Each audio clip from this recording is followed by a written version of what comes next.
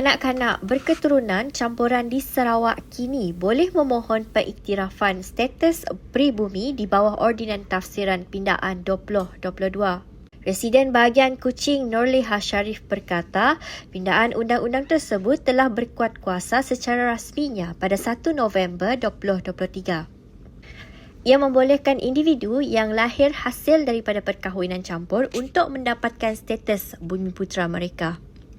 Katanya permohonan boleh dikemukakan kepada pejabat daerah berdekatan yang kini dibuka dengan ketetapan syarat dan kriteria yang wajib dipatuhi. Syarat untuk qualifying kriterianya pertama adalah mestilah pemohon itu adalah warga negara Malaysia. Dan yang keduanya ialah ia naklah natural born child of a person of the race indigenous to Sarawak. And then yang ketiganya, one of his parent is a person of a race indigenous to Sarawak. Jadi cuma 3 syarat ini saja yang perlu dipenuhi bagi permohonan untuk di-recognize atau dikenali sebagai native Sarawak status. Beliau berkata demikian ketika ditemui pemberita selepas mempengerusikan mesyuarat bersama rombongan Persatuan, Pertubuhan dan Ketua Masyarakat yang diketuai oleh Dato' Ose Morang di Pejabat Presiden Kuching di sini pada Rabu. Menurutnya, permohonan untuk mendapatkan status ini dilihat sebagai peluang yang bernilai. Malah individu yang berjaya mendapatkan status berkenaan layak untuk memiliki tanah bumiputera yang dipindah hak milik selain memberikan hak keistimewaan seperti akses kepada bantuan kewangan, pendidikan dan peluang pekerjaan. Jelasnya setiap permohonan perlu melalui proses awal sebelum dikemukakan kepada jawatan dalam mesyuarat yang akan dipengerusikan Setiausaha Kerajaan Negeri Sarawak. Prosesnya ialah mereka ini akan mengisi borang NRS 1 dalam 3 salinan berserta dengan gambar berukuran pasport dan salinan sijil lahir dia, mak dan bapa dia dalam 3 salinan yang telah disahkan, dan juga mereka hendaklah membayar fee sebanyak RM100 kepada pihak pejabat daerah di mana-mana di negeri Sarawak mereka boleh memohon. Let's say kalau you daripada Sarawak, daripada Kuching, you nak memohon di Berkenu for example ataupun di Limbang dan Lawas, boleh juga mendapatkan borangnya. Borang tersebut boleh diperolehi di laman sesawang Kerajaan Unit Pentadbiran Jabatan Premier Sarawak ataupun di mana-mana sesawang ataupun laman web pejabat daerah dan pejabat daerah kecil. Jadi mereka menghantar borang tersebut dalam 3 salinan semualah.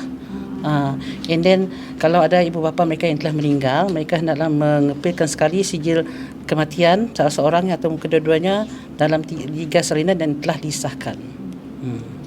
So how long it gonna take for the approval to? Normally we said that 3 ke 7 hari bekerja mereka diproses, permohonan tersebut diproses dan dicek, disemak oleh pejabat daerah masing-masing yang mereka menghantar tadi, dan selepas itu, selepas di-verify oleh pegawai daerah dan di-verify oleh saya sebagai residen, kita akan hantar kepada unit pentadbiran Jabatan Premier untuk mereka menyemak semula untuk mereka menilai sama ada permohonan itu proper dan fit untuk diberikan status pengiktirafan sebagai dikenali sebagai native Sarawak status.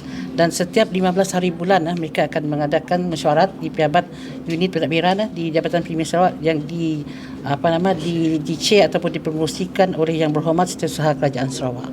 Setakat ini katanya lebih 30 pemohon telah hadir di Pejabat Daerah Kuching bagi mendapatkan borang.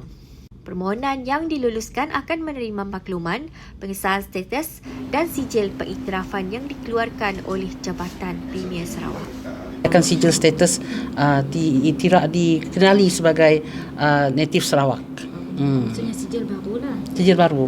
Kalau di native dulu adalah diwartakan di bawah Native Courts Ordinance, tapi yang ini di bawah Interpretation Ordinance, iaitu mereka dikenali di-recognize as Native Recognition of Sarawak atau dikenali sebagai Native Sarawak di bawah Interpretation Ordinance. Sementara itu, Dato' Ose Morang antara individu yang mengemukakan permohonan bagi mendapatkan pengiktirafan status bumiputera bagi anaknya. Really appreciate. So what we said just now is that after the first meeting of the committee, which may be about 15 days from now, we hope that some of the applications that are submitted will be approved, and we would like to come and pay a visit to them so that they can hand out sijil lah, you know. Then we can have a good publicity for public at large. So that the public can like in the past kalau tak ada native status tu, what are the challenges and issue that face? Macam Dato' children that yang tak ada native status. Children who are born from parents where both parents are not natives, they cannot inherit the property of the native parent. You know, so for instance, if I have a parcel of land, my wife is not native like me, so I cannot pass that to my children because under the old law, they are not recognized as natives. You know, but now as long as one parent is a native, Malaysian born, Malaysian citizen, and of natural born, then my children will be natives, you know. So now I can transfer if I do my native properties to them, you know, and they are being recognized fully as natives.